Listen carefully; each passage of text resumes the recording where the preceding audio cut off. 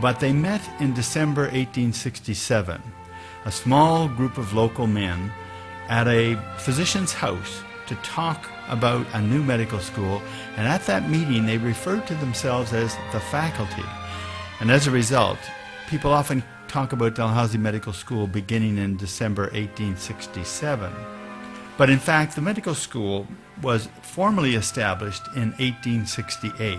They applied to the board of Dalhousie, and the board, who were not enthusiastic about the idea of a medical school, knowing that it would be a very expensive venture for the university, did agree, however, and said, "The board does not feel justified in refusing the offer of the gentlemen who propose to form a medical faculty in connection with Dalhousie University."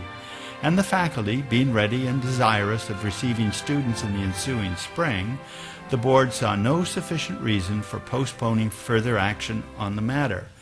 Now, it is clear that they weren't very enthusiastic by that published memo, but the medical school was then established.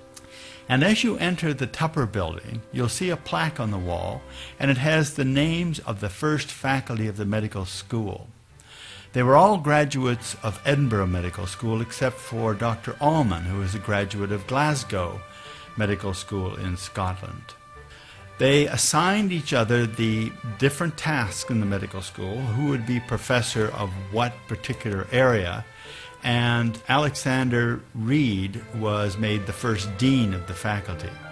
Now, it's interesting to note that from that first meeting at a physician's house to the application to the board, advertising for medical students and beginning the first class of medical students took only 3 months.